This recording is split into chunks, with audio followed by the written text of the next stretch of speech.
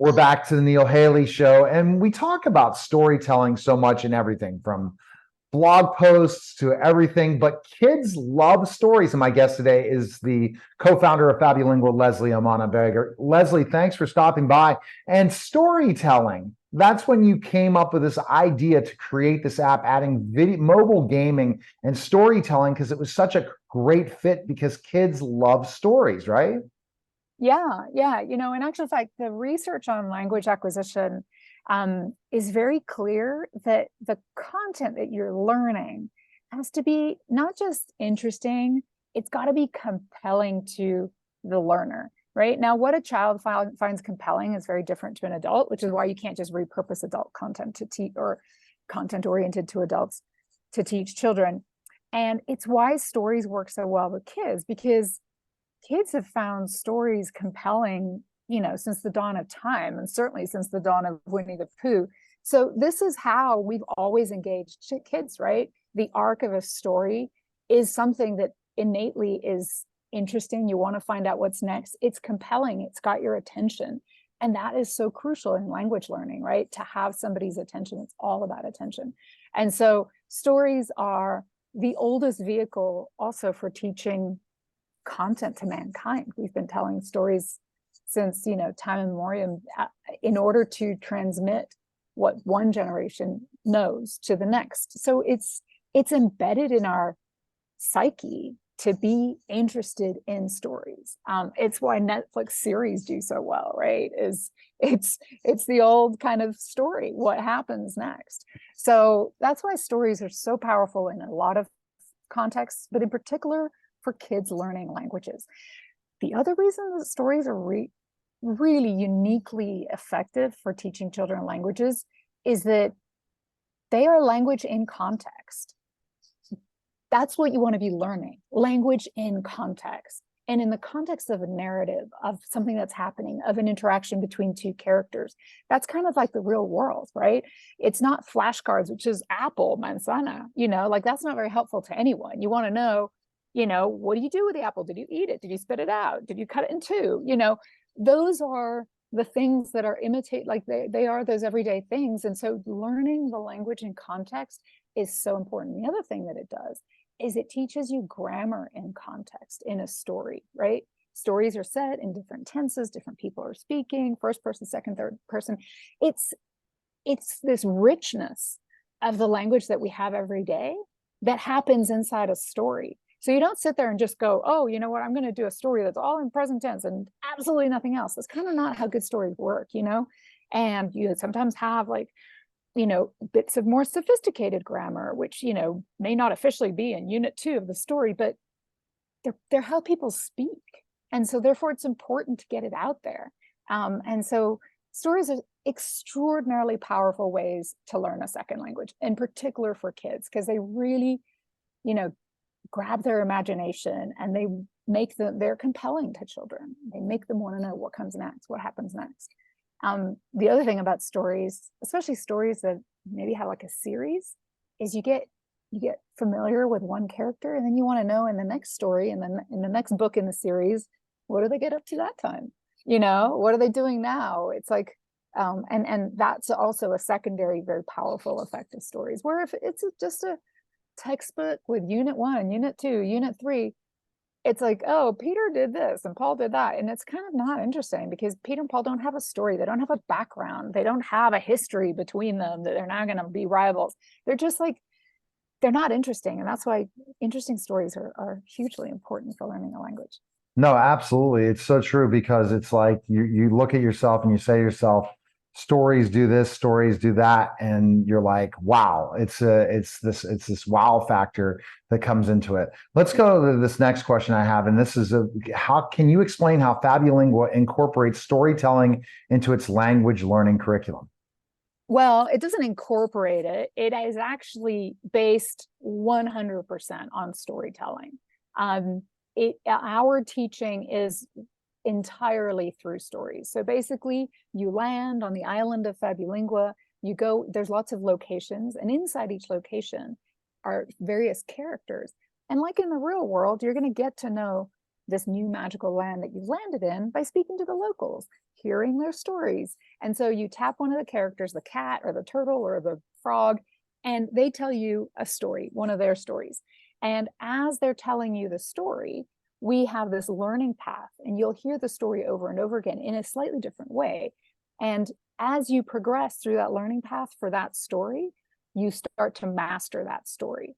And then all of the language that comes with that story just becomes second nature in you, because stories are so compelling and their content really sticks. Like, people really remember stories as opposed to facts. The way our patent is that the first time you listen to the story, if you don't speak that language, we're going to make it comprehensible. And we do that through this magical translation, is what the name of the patent is, that gets kind of woven into the narrative of the story.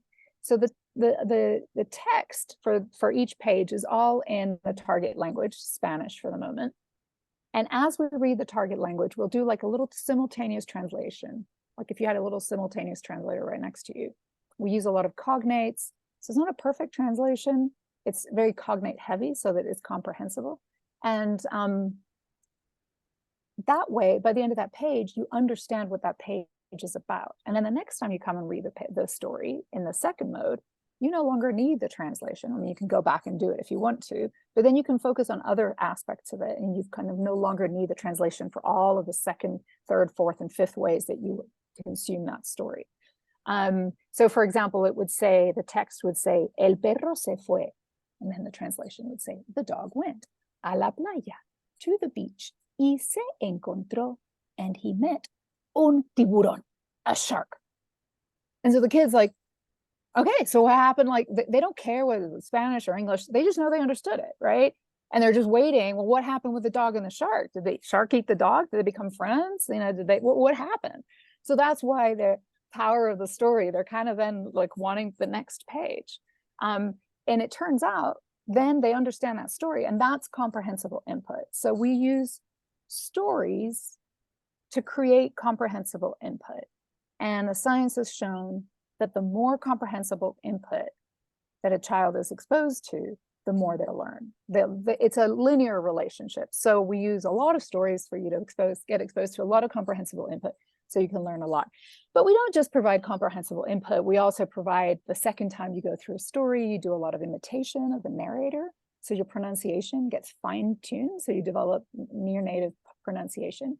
And then we have lots of little mini games between each story reading that you do, that kind of like little games of matching games for vocabulary, matching games for, like scrambled syllables of the vocabulary in the story. So we kind of like layer in all these other things to the comprehensible input, so that you're really learning through what linguists have determined is best practice for learning a second language, which is just to be exposed to as much comprehensible input as possible in a way that's compelling. Stories are compelling to kids, so it's the perfect formula. What role does imagination play in language acquisition? Oh, imagination is huge. Imagination is part of that, what's going to happen next, right? Because whenever we get to a part of a story where we don't know what happens next, our imagination kicks in. We have these hypotheses about, I think it may be this, or maybe it's that. And so imagination gets you engaged in what's going to be the outcome. Where is that story developing? And that engagement is part of what's making a story compelling, which is what's essential for language learning. So it plays a huge role. If you were just passively, not interested, not exercising your imagination as you read a story, you wouldn't be as engaged. How are the stories in FabuLingua carefully crafted to align with language learning goals and developmental milestones? So we craft our stories. We kind of layer in. We start off with the easiest, and we layer in vocabulary and concepts and everything, so that we are taking you on a path that progressively becomes more advanced, but still kind of goes back and layers in some previous concepts that you've done. So we have that kind of background. We try not to make it very obvious to the student that that's what's happening, but there's a curriculum and a thoughtfulness behind there that that takes you gently up a curve of proficiency. And so that, you know, by the end of it, you're actually reading some pretty substantial stories in Spanish. How does FabuLingua ensure cultural authenticity and diversity in their storytelling content? Oh, we do that because, you know, we've all our stories are written and illustrated. For example, right now, our main language is that we teach Spanish to English speakers, and all of our stories are written and illustrated by Latin American or Spanish artists and authors. So we make them culturally authentic by going to the source. And so we don't necessarily, you know, have a story about bullfighting or tortillas, but they are written and illustrated by Latin American and Spanish authors. So there's just like a lot of subtleties, you know. For example, I don't know, the architecture in the streets that are depicted, if it's a Latin American illustrator, will feel really Latin American, you know. Those sorts of things, the subtleties of like what somebody's eating. The little boy is having chiles en nogada, which are chilies that are stuffed with a little white sauce and like pomegranate seeds on top. That's not what an American kid has for a nice dinner. So that sort of stuff. But it's not in your face, like, we're going to have a lesson on cultural authenticity. It's just part of the fabric of the story. And you're able to basically weave it in so it just seems fun, and they're getting to learn another culture at the same time as learn a new language. Yeah, absolutely. Yes. That's fantastic for sure. And how does FabuLingua encourage active participation and engagement during storytelling? Yeah, so our stories are interactive. They are not, and there are plenty of things out there where you can find the PDF of the story. And that's like a impoverished version of the real story in a book, right? So we really wanted to not just be a PDF of a story, because at that point, just read the physical book. We wanted to say, wow, these devices that all our kids have are kind of magical. Like, let's lean into that magic. So all of our stories are interactive. The narrator reads the story to you with a magical translation in the first time, or not in the second and third time. And then once they're done reading, the story comes to life. It becomes magically interactive, and you touch the frog and he leaps and he jumps up and he goes into the water and he swims across to whatever. And there's a ton of other things. So for example, let's say that the story is set, like that page is in somebody's living room. There's a chair, there's a table, there's a window, there's a flower pot. All of those can be interacted with, and you will hear the word in Spanish and in English first time around, and then just the word in Spanish. And actually in our new version of FabuLingua, there's actually magic. There's some gold keys behind some of these elements. So you're actually even encouraged even more to interact with all the elements in the page to find those Easter eggs that will then allow you to buy more treasure chests in our shop, buy more treasure chests in our shop. So that interactivity is crucial, because that means that the language that you're learning isn't just the language in the text of the story, it's the language in the visual context, in the illustration of the story. Because the story may not talk about tables and chairs. That's not a very interesting story to talk about tables and chairs, and yet they're part of our everyday life. So you learn them there, and so they're interactive. And then of course, what I said before is we have all these little mini games in each story. And so that takes all the vocabulary and all of the stuff you've learned in the story and tests you in a really fun way about what you've learned. That makes it very interactive as well. But probably the favorite interactivity that is not passive is the imitation part of it, right? So the kids, the second time they listen to a story, it's called copycat.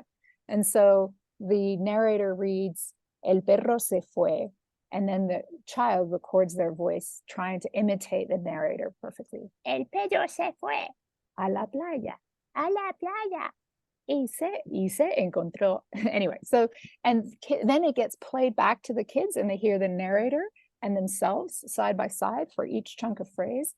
And you can really, they crack up, because like there's not been a kid in the world ever who's not just found the sound of their own voice on a recording really amusing. So they find it amusing, they find it hilarious. So it's a lot of fun, and introducing fun into everything is actually very good for language learning. but B, they find it uncomfortable to not sound like the narrator. So then the next time they listen in, they're really paying attention, like their ears open up and they're really focused on how did the narrator say it. And I'm going to imitate them almost perfectly. And kids are so good at that they just very soon have got this near native pronunciation.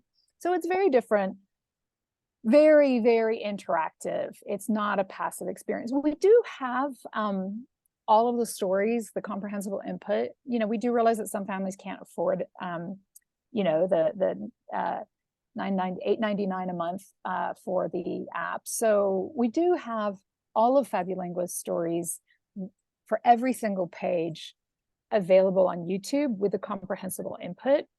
So if that's all you can afford, definitely go to YouTube and check that out. It'll be really helpful, but that is a passive experience. It's not your kid getting in there and interacting. So that's the big, big difference, right? When you interact, you just learn so much more. All right.